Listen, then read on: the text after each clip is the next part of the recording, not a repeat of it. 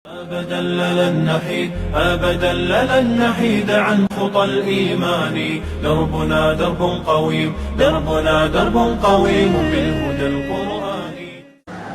Artis pakai kalung salib, Stephen Seagal, aktor karateka, Butong Pai, artis-artis Hollywood yang menggunakan kalung salib bukan berarti dia Kristen, bukan.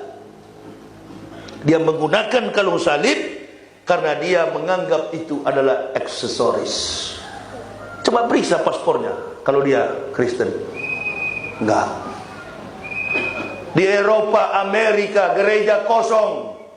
Gereja tidak ada isinya. Pendetanya jual akhirnya gerejanya. Dijadikan diskotik, billiard table, coffee house, and restoran. Bahkan dijadikan sebagai bar, pub, untuk hiburan malam. Karena gereja sudah tidak ada jemaat, income pendeta habis. Kenapa? Di sini saya jelaskan. Kenapa orang Eropa tidak beragama Kristen? Dalam prinsip sains, teori salah, praktik pasti salah. Sedangkan teori sudah benar, kadang-kadang manusia itu salah. Apalagi teori salah.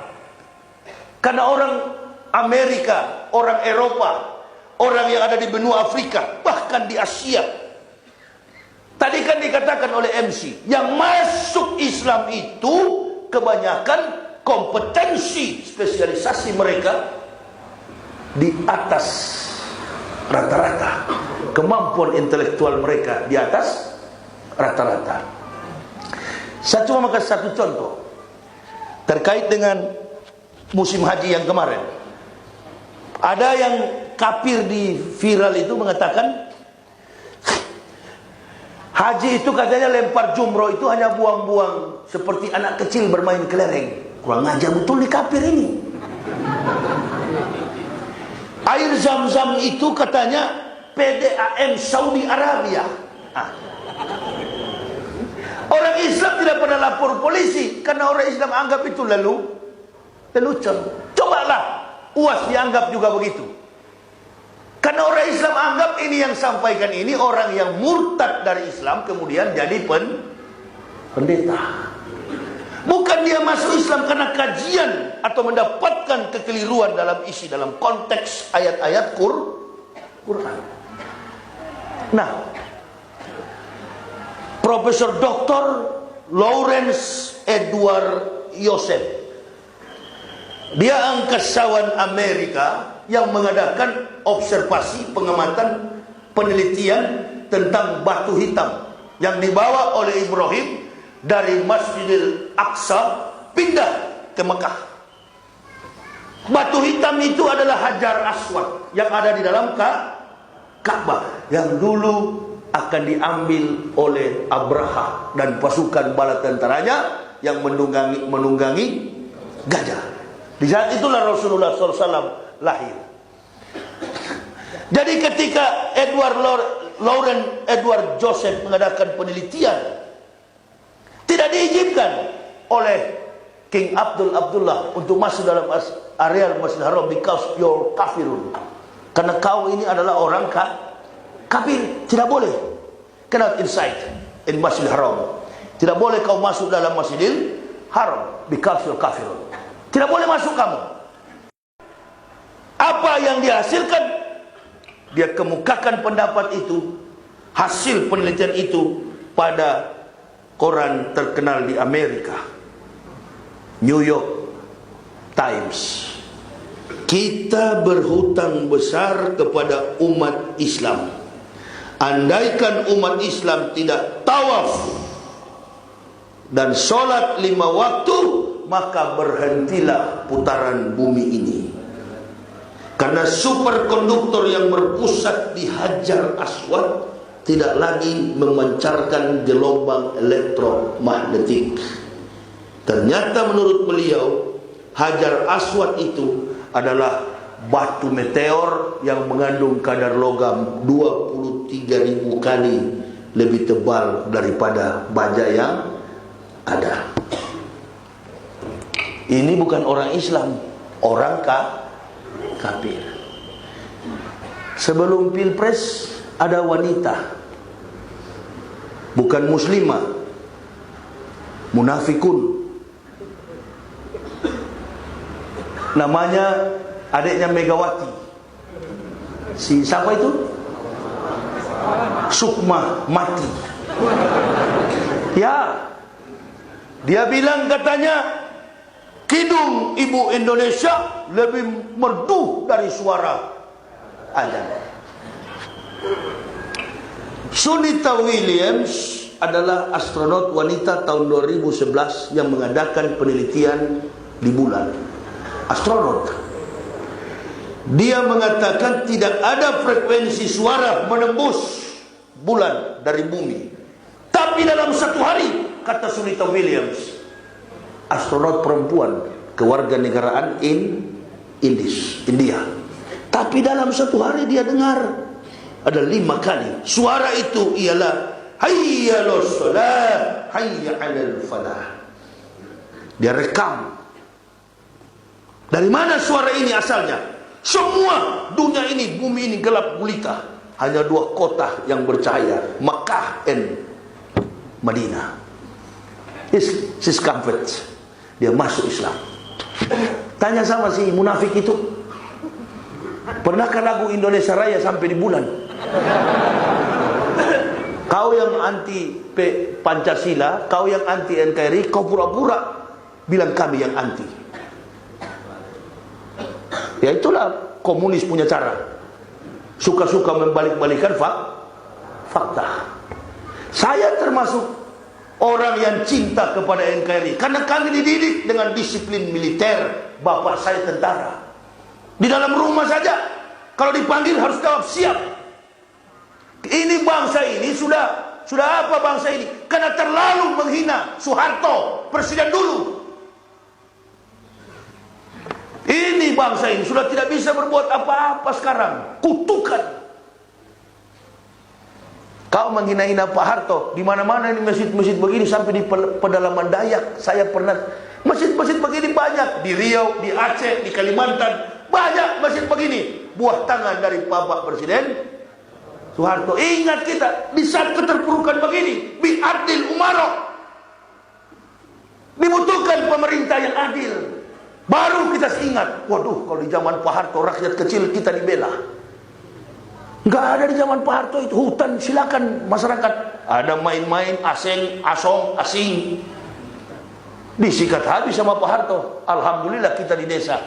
Enggak susah kalau soal makan. Dulu ada bantuan presiden. Tapi begitu Soeharto di demo, macan Asia, ditakuti Amerika pun berpikir mau ganggu Indonesia. Sekarang diutak-atik. Allahu Akbar. Karena pemimpin yang tidak sesuai dengan kriteria Quran. Apa pemimpin sesuai kriteria Quran? Bastotan fil ilmi wal jismi al qawiyul amin. Pemimpin yang kuat. Siapa yang kuat itu? Jenderal. Itu yang sebenarnya harus jadi presiden. Jenderal. Kenapa harus jenderal? Untuk mempertahankan kedaulatan NKRI. Karena kita ini negara yang kaya raya. Bukan Papua yang kaya, bukan Kalimantan yang kaya, bukan Sumatera, bukan Aceh. Jangan salah Bapak Ibu. Yang kaya itu adalah umat Islam. Pemberi devisa terbesar bagi negara. Pemberi sumbangsi finansial terbesar bagi negara. Bahkan Metro Tipu pernah menghitung. Allahu Akbar. Ada dirilis. Buka kembali lebaran tahun lalu. Metro Tipu pernah rilis. Pendapatan negara 200 bahkan 200 miliar per tahun. Dari hasil umroh. Belum lagi ibadah haji. Nominalnya mencapai triliun. Sebaliknya, ini kafir ada kasih apa? Ayo, ini kafir ada kasih apa? Bapak tidak percaya bahwa orang Islam ini kaya? Uang haji saja mau dipinjam sama Jokowi. Adakah uang gereja dipinjam? Tidak ada uang di gereja itu. Uangnya, derma-derma di gereja itu dikirim ke PGI, di store ke sana, kirim ke Dewan Gereja Dunia. Dewan Gereja Dunia, American Israel Public Affairs Committee, baru dibeli senjata untuk hantam orang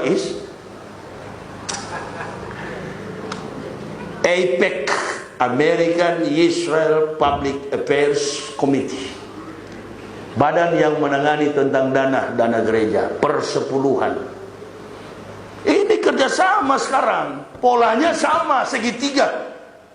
Tujuannya apa? Islam yang dihancurkan. Suriah sudah hancur, Saudi Arabia sudah jadi kaki tangan. Bahkan saya dengar di Madinah sudah boleh masuk turis-turis asing. Lama-lama ke Mekah bisa. Di sanalah nanti akan timbul kiamat. Perang kita, jihad total kita, revolusi besar-besaran. Allahu Akbar. Kita mungkin tidak sadar,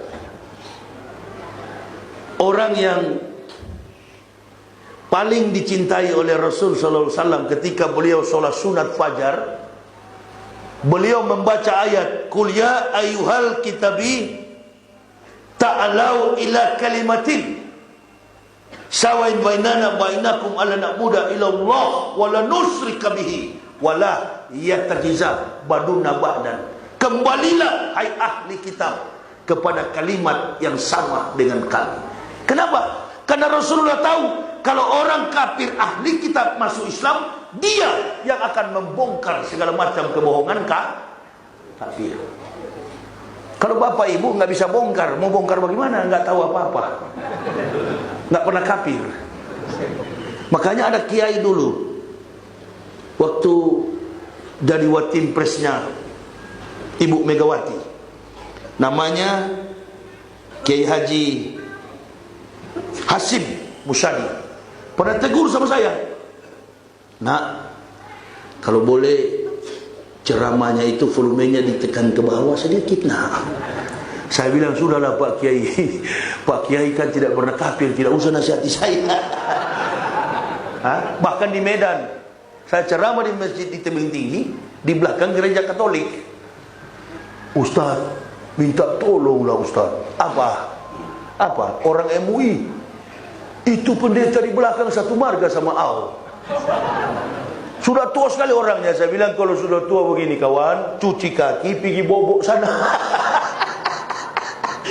Tidak usah urus jihad. Kalau sudah tua, cuci kaki, pergi bobok. Perbanyak amal karena sudah mau menghadap. Jangan lagi berbuat maksiat, apalagi ambisi menelan dunia. Sudah tua itu fokus beribadah. Coba lihat munafiknya manusia ini. Waktu dia masih jaya, waktu dia masih jenderal, waktu dia masih petugas, waktu dia masih punya jabatan, pejabat, cuek dengan masjid. Nanti kalau sudah pensiun, pura-pura merapat pakai sarung. Mun. Banyak begitu, banyak. Karena sudah mau mati, karena sudah tahu, sudah tidak punya kekuatan. Saya curiga juga orang-orang yang di samping Jokowi ini begitu. Pak Jokowi ini kan kita pilih dulu, termasuk saya yang pertama kali simpati ke beliau, karena sederhananya, kepolosannya. Artinya belum tahu rupiah. Nah sekarang sudah tahu rupiah, sudah nggak bisa lagi. Iya kan? Di samping kiri kanannya, muka belakang, atas bawah, mulai nggak atur, setir. Sudah yang begini-gini kan sudah kelihatan. Konferensi pers, RCTI, Metro TV One pun sudah gabung ke situ sekarang. Yang tadinya politikus seperti Fahri Hamzah, vokal, ini sudah mau turun, takut-takut. Jangan nanti Jokowi dendam, saya dulu ini di penjara, saya bela Jokowi. Jadi mental-mental kerupuk begini nih. Saya sudah 13 kali dilapor polisi. Bahkan saya bawa baju ke Bareskrim. Kapan Pak saya di penjara? Jangankan mau masuk penjara, mau mati untuk agama ini nggak peduli saya. Allahu Akbar. Mesti begitu. Jangan setengah-setengah. Ini yang masuk Islam yang dari kafir-kafir ini. Ulama diganggu, mereka tiarap. Islam lagi perang, tiarap di belakang layar. Masuk Islam cari makan.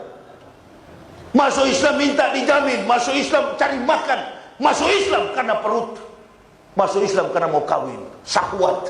Bukan masuk Islam karena mau bela Islam. Tadi yang dibaca korek tadi. Ya ayyuhalladzina amanu udhulu fi silmi kafah. Masuk ke dalam Islam secara kafah, sungguh-sungguh, lahir batin. Perjuangkan ayat agama Allah ini. Jangan ragu-ragu. Banyak umat yang bela. Saya ceramah begini, saya pikir banyak yang benci. Di luar-luar tidak ada yang benci. Ketemu di rumah makan, selfie-selfie. Bahkan di bandara kemarin di Batam, Ustadz nggak takut jalan sendiri begini? Takut sama kau? Bukan Ustadz, saya Muslim. Saya bilang takut sama siapa? Takut sama orang kafir di bandara begini Ustadz. Ini negara hukum. Ini negara hukum. Kau Muslim? Iya. Kau kenal Umar bin Khattab? Tahu kisah Umar bin Khattab? Ya. Jangankan makhluk kafir, sedangkan setan pun takut dengan Umar. Kau sedang berhadapan dengan siapa? Dengan Umar saat ini. Pergi memanglah. Bilang kalau ada di bandara sini, kafir-kafir neraka semua. Di samping saya ada duduk perempuan pakai kalung salib. Langsung begini-gini. Itu yang batuk juga itu. Dakwah bukan cuma di masjid, di bandara, di pelabuhan, sikat.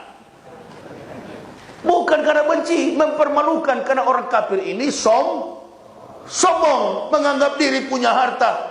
Justru yang Masya Allah, umat Nabi ini sudah memiliki segala-galanya. Memang secara kuantitas tidak punya umat Nabi ini, harta nggak punya. Dari 8 miliar penduduk bumi, umat Islam cuma 1,7 miliar. Tidak separuh. Tapi umat Islam ini punya harta yang berharga di dalam jiwa mereka. Iman Islam. Itu yang nanti menghibur mereka di sana, di akhirat. Makanya Allah tahzan, jangan bersedih. Jangan menunjukkan lemah.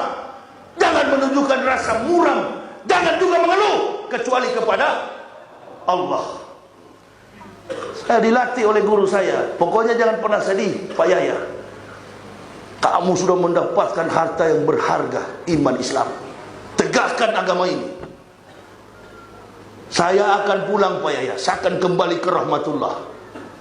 Saya sudah melihat detik-detik terakhir saya Islamkan Bapak. Lain yang saya perhatikan. 3 hari 3 malam saya berdialog dengan penjual ikan yang datang ke rumah kami. Istri saya tidak melihat lawan bicara saya. Lalu dia mengatakan kepada semua orang Kristen, suami saya sudah gila. Ngomong sendiri. Padahal yang saya ajak ngomong ada berhadapan. Berturut-turut 15, 16, 17 Ramadan, 18 Ramadan, 11 April, 11 Oktober tahun 2006. Kami mendapat hidayah, satu keluarga. Saya, istri, dan 3 orang anak. Detik terakhir saya mengucapkan syahadat, tangan saya, dengkul saya lumpuh, merayap saya di lantai. Satu kata dalam Al-Quran itu, saya ambil Bible, saya ambil Al-Quran, saya taruh dalam kamar gelap. Karena selama 8 tahun saya sudah tidak konsentrasi di agama Kristen. Setiap kali mimpin kebaktian hari Minggu, saya bawa Al-Quran kecil, Al-Quran saku. Dan selalu saya katakan, orang Islam itulah yang masuk surga. Kita ini domba-domba sesat, masuk neraka. Terakhir kali saya ceramah begitu, hampir dikeroyok dalam gereja saya. Ya, tapi dianggap oleh para jemaah Kristen itu, jemaat Kristen saya ini sudah, karena terlalu banyak membaca buku, katanya sudah gila. Sebut saya, itu Yahya Wallawi pendeta gila itu. Hah? Saya tidak marah karena yang mengatakan saya gila adalah orang-orang gila. Kalau marah kita sama-sama jadi gila nanti. Makanya ada video saya menantang seluruh pendeta di Indonesia. Jangan cuma tuh Esra Soro itu. Dia bukan kelas saya waktu saya di sana itu. Kelas saya itu Paul Yonggicho, Maurice Rulo, itu yang dari Eropa. Datang ke sini. Kalau cuma pendeta kelas Malang begini Solo, innalillahi. Belajar hanya di kampung begitu nggak perlu. Bukan lawan saya. Cerdas, smart, mendapatkan Islam karena kajian ilmiah, membaca, sadar, lalu diberikan Allah hidayah di dalam dada. Ajak istri, ajak anak, ayo kita masuk Islam. Anak saya waktu kecil dia tanya, Pak, di mana Tuhan Yesus? Saya bilang itu di dinding. Aduh, kok luka-luka begitu Tuhan, Pak? Namanya anak kecil ya harus jawab kan? Mana Tuhan Yesus, Pak? Itu di dinding sana. Aduh, luka-luka, Pak. Ya luka-luka dulu, baru kita masuk surga. Yesus mati demi menebus dosa manusia. Itu konsep dogma Kristen, bukan dogma, doktrin. Jadi Tuhan mati dulu, Pak. Iya. Begitu saya masuk Islam, saya tanya orang gila di Bandung, cek di mana Allah, di mana Tuhan? Dia bilang di atas. Nah, mana kira-kira yang gila? Dalam Asmaul Husna, Allah itu Al-Ali. Salah satu nama adalah Al-Ali, di tempat yang maha tinggi, raja di raja. Raja di atas segala raja, bukan di dinding. Mana kira-kira yang gila? Yang tunjuk ke dinding atau yang tunjuk ke atas? Ini dalam ilmu fikih. Kalau dalam ilmu tasawuf, Allah itu lebih dekat daripada urat nadi. Nah, sekarang mana yang kira-kira yang gila? Antara saya dengan orang Islam yang gila tadi. Sama-sama gila, tapi yang lebih gila yang tunjuk ke dinding. Jadi kami ini bukan gila, baru sembuh dari yang begitu-gitu mesti dikaji ilmiah. Jangan sembarang-sembarang juga. Saya juga merasa diri begini waktu pertama masuk Islam. Jangan-jangan betul saya gila ini ya. Karena saudara-saudara saya, orang tua saya semua Kristen. Kenapa saya masuk Islam? Jangan-jangan saya sudah gila. Saya uji. Iya ya, betul juga. Anak saya tanya mana Tuhan, ada di dinding. Saya tanya orang gila, ada di atas. Mana yang gila sebenarnya? Sama-sama gila. Berarti orang gila belum tentu sesat. Orang sesat lebih daripada gila. Oh, berarti saya baru sembuh dari gila. Nah, ini yang hadir sini, kalau ada mualaf, ente berbesar hatilah. Bukan gila, tapi baru sembuh dari gila. Nah, karena baru sembuh dari gila, jangan lama-lama ceramah. Kalau begitu ya, kopi juga kurang manis ini.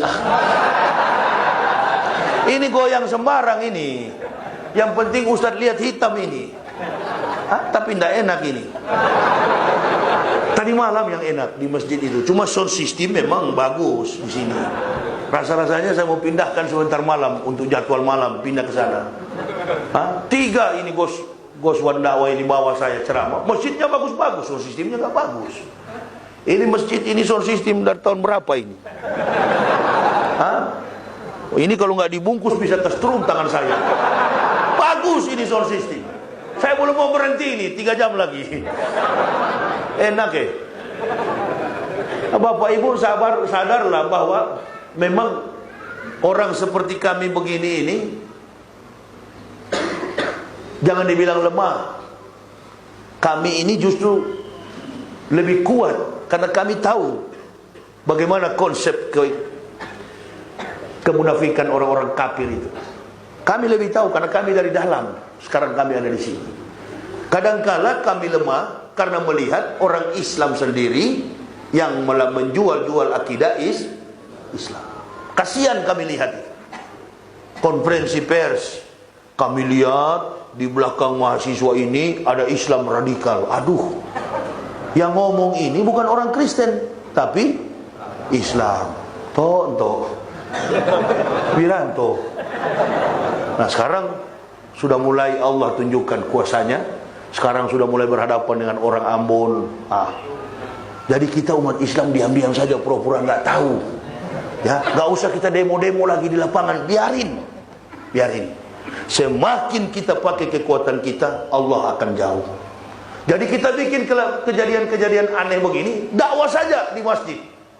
Undang lagi, saya pulang, datangkan lagi Ustadz siapa, datangkan lagi Buya Yahya, datangkan lagi Zulkifli Ali, datangkan lagi UAS, kita hibur diri kita, bahagiakan diri kita dengan tabligh akbar. Yang penting panitia kuat tahannya. Apalagi seperti tadi sambutan gak panjang-panjang, itu bagus Ji. Tadi kalau ente panjang-panjang, saya sudah siapkan konsep, saya mau hajar ini. Bersyukur kalian, kiai besar yang datang, kalian panjang-panjang sambutan. Ya, dulu pernah terjadi begitu di masjid. Dia datangkan saya, nggak taunya uang dari bupati. Begitu saya di dalam masjid, lagi sambutan, dia bisik saya, Ustaz, itu sebentar yang di samping sana itu calon bupati. Nah, lalu ente bilang ini kan puluhan ribu yang hadir. Ya, terus ini acara ini terselenggara karena dia punya dana, Ustadz bisa naik pesawat. Hah? Bukankah saya hadir sini karena Allah? Kenapa ente bilang dia? Iya, tapi duitnya dari dia. Oke. Jadi saya mau bilang apa? Bilang saja sama jemaah, pilih dia jadi bupati. Siap. Begitu saya ceramah dan saya bilang, Ustadz ini tadi bilang sudah pilih tuh haji sana itu untuk jadi bupati. Semua jemaah jangan pilih manusia itu. Jangan. Baju yang Allah berikan, hidayah yang Allah berikan, jangan dimanfaatkan untuk kepentingan politik. Saya dukung Prabowo kemarin, saya juga cebong. Saya serang cebong, bukan cebong, saya juga kampret kemarin.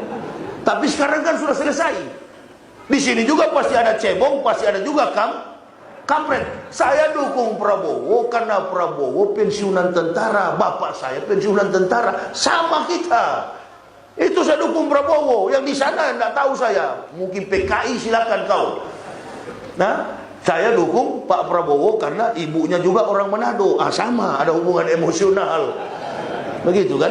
Antum yang dukung Pak Jokowi silakan. Nah, sekarang sudah selesai antara kampret dan cebong. Bersatu sekarang karena orang kafir mulai berani.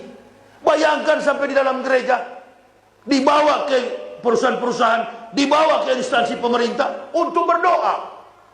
Sudah tidak lagi menghargai kaum mayoritas. Allah Bapa yang di sorga, di hari kesakitan Pancasila ini, apa kesaktian ya? Lagi sariawan kan nggak apa-apa. Kami berdoa kepadamu ya Allah Bapa. Di samping dua orang muslim ada viral, saya sampai ketawa terbahak-bahak saya nonton begini. Kacau ini, doa setan ini. Berdoa sama siapa? Allah Bapa. Menyebut Tuhan saja sudah pals. Kalau pakai Allah berarti Semit Timur, Semit Selatan. Versinya adalah versi tajwid. Dia menggunakan lam tasdid. Jadi penyebutannya bukan Allah, tapi Allah. Ada mahrusnya. Makanya bikinlah. Saya di pendeta pernah usulkan dulu, kalau boleh orang Kristen bikin juga musabakoh tilawatil Bible. Tapi mau tarik bagaimana mahrusnya? Begitu-gitu. Markus bilang ke kanan, Matius bilang ke kiri, Paulus bilang salto ke depan, Markus Yohanes bilang jungkir ke belakang. Bingung orang Kristen. Hari Minggu pagi bawa Alkitab, mana dia tahu isinya? Sebesar tisu begini. Ibu-ibu tuh naik motor, baju satu tali, crop pendek, kitab tebal begini. Sampai di gereja, baku gosok paha di dalam gereja. Kan tidak ada ikhwan, akhwat kalau di dalam masjid. Bo. Itu, jangan tidur. Nah, coba lihat sekarang. Kalau bisa kita lihat wajah ibu-ibu tertutup, cantik, beautiful. Kenapa? Karena wajah dan sampai ke bawah mereka tertutup. Innalillahi, sebaliknya di dalam gereja. Pendeta di mimbar tinggi, dia sorot ke bawah. Allahu Akbar, baju satu tali. Kristus sangat mengasihimu. Surga dari mana kawan? Sedangkan sudah tertutup rapat, ditanya masuk surga, orang Islam tawadu, rendah hati. Jawabannya insya Allah. Masya Allah, ini tidak pakai apa-apa, telanjang bulat masuk surga. Ya Allah ya Rabbi. Dari atas mimbar juga yang bicara belum mandi junub. Saya tidak pernah mandi junub. Bagaimana mau mandi junub? Masih ada Thompson. Masih tergulung begitu kira-kira ya. Orang mandi junub kalau sudah disunat. Dari atas sampai ke bawah tidak mandi junub. Saya dulu dengan istri nggak pakai mandi junub. Di Islam nggak begitu. Masuk masjid bersih, pakaian biar murah. Orang Kristen kalau hari Minggu pagi begini nggak ke gereja cuma dua. Kalau nggak ada baju baru, tidak ada sepatu baru. Di Islam ini agama. Makanya saya waktu masuk Islam pertama, saya tanya Pak Kiai Haji yang mengislamkan menuntun kami, Komarun Sofa dari Tebu Ireng, Kiai, kalau saya masuk Islam, berapa pajak kami satu keluarga? Saya, istri dan 3 anak. Pajak apa Pak? Ya pajak, kalau di gereja kan 10%. Islam berapa persen? Sedangkan di kafir aja 10, berarti Islam mahal ini Kiai. Oh nggak ada pajak-pajak begitu Pak Yahya. Silakan semua masjid Bapak boleh sholat. Alhamdulillah. Sudah begitu, nggak ada pajak. Saya pikir-pikir, udah pajak habis, sudah nggak ada kerjaan. Istri saya bilang, makanya pikir-pikir. Saya kan sudah bilang, pikir-pikir dulu kalau mau masuk Islam. Ya cabut dulu di rekening banyak-banyak, baru masuk Islam. Mana saya tahu? Udah jengkel saya, namanya ibu-ibu kan otaknya uang semua itu. Dia di belakang-belakang itu. Makanya biar dia di luar. Tanya-tanya sama saya, iya, coba dicabut dulu Pak. Karena baru minggu lalu saya lihat masih ada 1 M sekian. Harusnya dicabut dulu kan. Maksudnya saya cabut dulu. Kenapa tidak cabut dulu? Mana saya tahu. Lama-lama. Karena memang sudah nggak ada apa-apa. Mulai stres kami dua. Sudah tidak ada apa-apa. Diusir oleh gereja. Adakah saya pergi ke masjid minta-minta? Enggak. Di Tanjung Priuk mungut-mungut plastik. Bergabung dengan tim pemulung sampah. Biar jadi pemulung asalkan agama Allahu Akbar.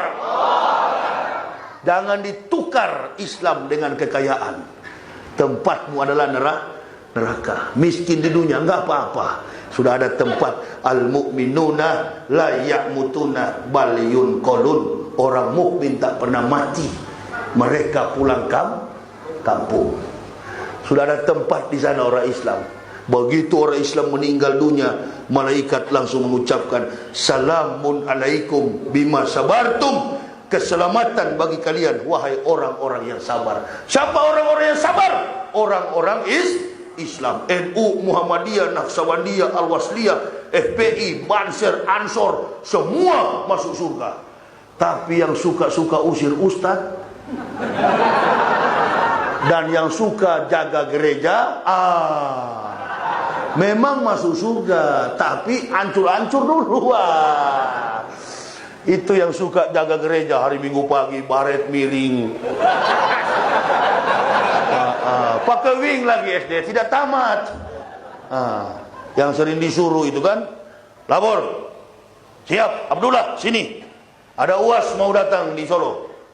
Ada UAS mau ke Semarang. Siap. Lalu, kamu sekat. Siap. Tapi ada undangan ini dari pendeta. Siap. Kamu jaga itu gereja. Siap, ini ada 15 nasi bungkus ya, bagi. Isinya tai semua itu. Karena di hadis Nabi adalah tai. Nabi bilang apa? Yang aku khawatirkan dari umatku, apabila mereka hanya berpikir apa yang masuk dari mulutnya disimpan ke dalam perutnya, maka nilai manusia itu tidak lebih daripada apa yang keluar dari dalam perut. Apa itu? Tai. Hitler juga ngomong begitu. Hitler, Nazi, Führer. Dia ngomong apa? Orang munafik seperti lalat di atas peses. Dia berputar-putar di atas peses. Yang dia konsumsi adalah tai. Nanti kalau nggak percaya, lepas di tanah, baru lihat tunggu lalat datang. Dia putar-putar di situ. Yang dia konsumsi adalah tai. Apa kata Allah? Ya ayuhan nabiyyu jahidil kufara wal munafikin wahlus alaihim wa mammatu fasikun wa mawahum jahannam wa bi'sal masir. Karena mereka itu adalah orang-orang yang mati di tempat yang tersiksa.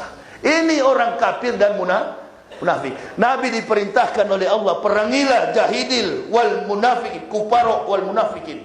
Wahai Nabi, wahai Rasulullah, perangilah orang-orang kafir dan munafik. Kalau enggak mau diperangi, waklus alaihim, bersikap keras. Jadi enggak usah takut-takut mau ngomong begitu. Bahaya nanti Ustaz. Bahaya apanya? Semakin penakut kita, semakin dicegat oleh dia. Berani setengah-setengah, dia akan makan dari kepala. Kalau mau berani, karena Allah. Kalau benci, tidak boleh. Saya mengatakan si kafir itu masuk neraka, bukan karena benci. Sayang supaya mereka masuk Islam. Tapi tidak boleh semua. Kalau sudah semua, nanti siapa yang di neraka? Kan begitu. Jadi kayu bakar. Orang bikin gudeg. Saya nonton tadi malam TV Jogja. Di hotel, saya nonton. Gudeg itu perlu banyak kayu rupa-rupanya. Allahu Akbar. Gudeg dari tahun 40 berapa itu. Banyak sekali pekerjaannya di situ. Sorong-sorong kayu. Sampai matanya pedis. Dari subuh sudah belanja. Kayu yang disorong-sorong.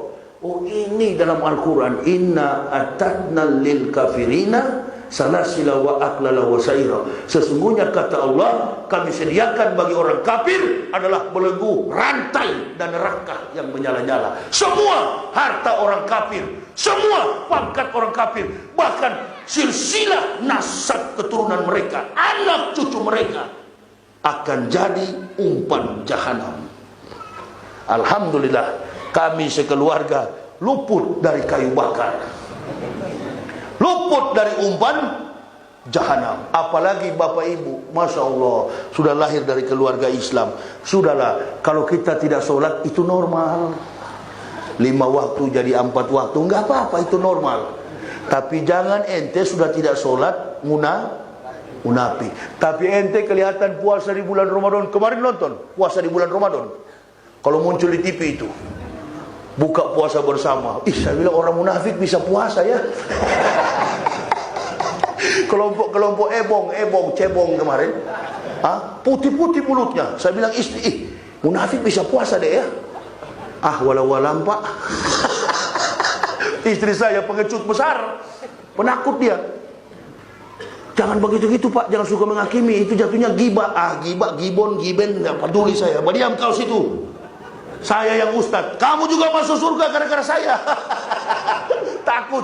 Ente punya surga lewati mayat aneh. Saya bilang kau masuk surga istri ridho suami.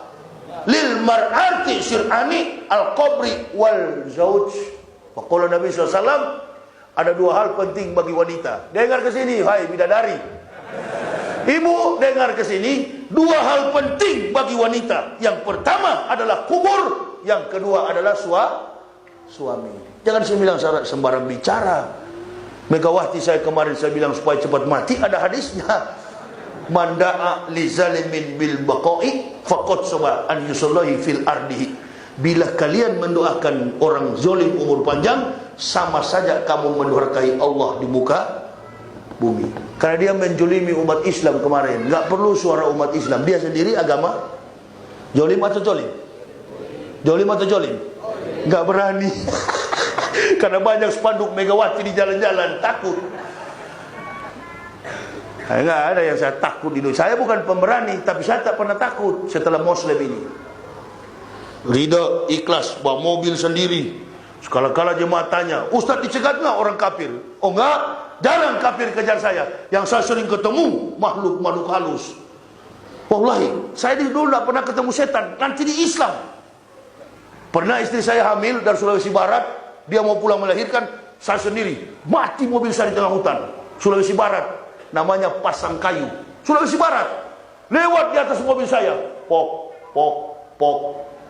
kepalanya terbang, ususnya juga terbang, baunya seperti anyir ikan, bau amis. Dia lewat di mobil saya, istri saya sudah berangkat. Oh begini setan. Di Kristen nggak pernah ketemu, karena memang sama-sama setan. Bagaimana mau ketemu?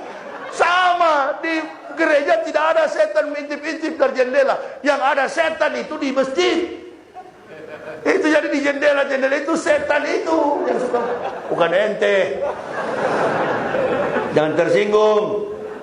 Ya susahnya kita di Islam ini suka tersinggung. Mana ada jemaahmu tersinggung? Nggak ada itu. Tapi kalau di Kristen pendeta salah bicara, awas, langsung pindah besok. Coba intip di gereja hari Minggu pagi. Yang kaya-kaya duduk di depan, yang tukang panjat kelapa, tukang becak di belakang. Nah, yang kaya-kaya di depan, duduk di bangku apa itu VIP. Di belakang bangku kayu. Sudah diatur. Ini kaya, ini miskin. Di Islam nggak peduli. Ente tukang becak, pejabat baru datang, tukang becak duluan, saf depan. Kalau dia ada bawa becak malam, angin banyak masuk, kau terima di belakang.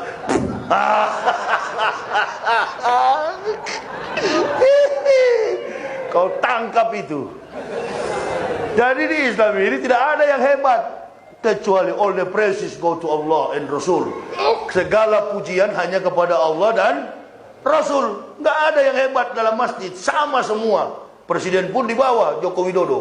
Yang di atas adalah Ustaz. Makanya hargailah Ustaz. Hargai dengan cara apa? Amplop dikasih tebal. Supaya kalau dikasih amplop maraju Ustaz. Kan? Imanuhum fi amplopi. Ya saya kira itu. Imannya ceramah amplop, nggak dikasih ngambek. Nggak mau datang lagi. Ya. Saya tadi malam, tadi subuh tidak datang ceramah. Kenapa? Tanya istri saya. Tidak ada baju bersih.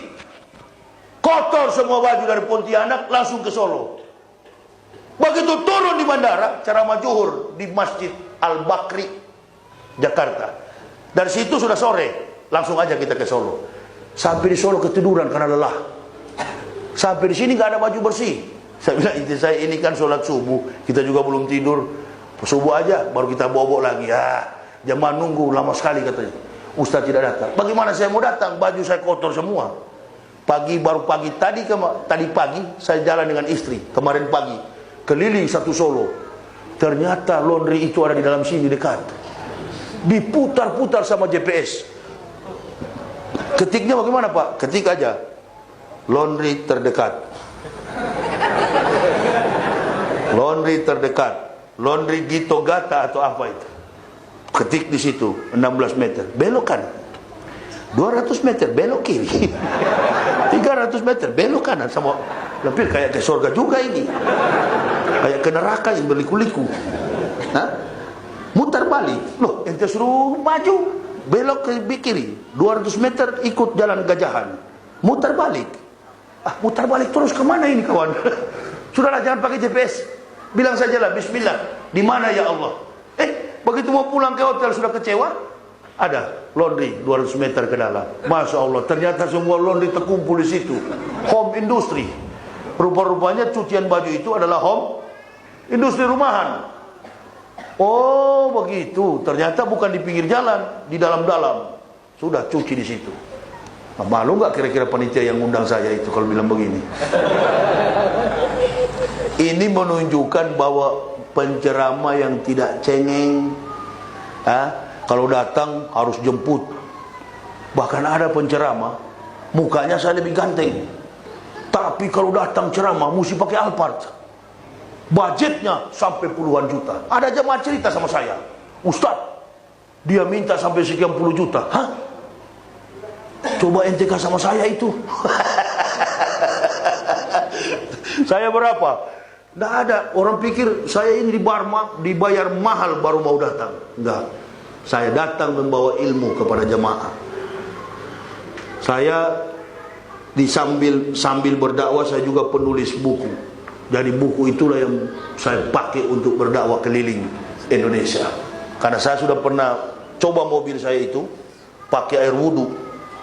Buka tangkinya, saya pakai air wudhu. Barangkali ini air sering pakai wudhu, mobil jadi irit ini. Begitu saya starter nggak bisa hidup. Rupa-rupanya kasib ini bawa ke jemaah kebenaran Islam menurut mantan pendeta. Di dalam buku inilah biodata kami secara lengkap. Ini saya mewisudahkan para pendeta dan data-data kebohongan Bible Kristen. Silakan ibu bapak ambil di mobil sana, ambil saja. Silakan, tapi bayar. Di Semarang, di Magelang saya bilang ambil saja. Dia ambil betul. Begitu saya ke mobil, berapa? Bagaimana dek? Iya pak, tadi banyak yang ambil. Terus, iya, tapi semuanya katanya Ustadz yang suruh. Bila itu ikhlaskan lillahi ta'ala. Allahu Akbar. Pokoknya sepanjang jalan sampai Surabaya marah istri saya. Saya bilang sabarlah manis. Nanti Allah ganti di sana. Sampai di Madura kami, namanya Blige. Acara haulan. Blige, 80 km masuk ke dalam dari pasar apa ini? Sampang. 80 km dari pasar masuk ke dalam. Sampai di sana, habis acara, kiainya bilang, kenapa sampean bawa buku? Kenapa kiai? Di sini buta-buta huruf.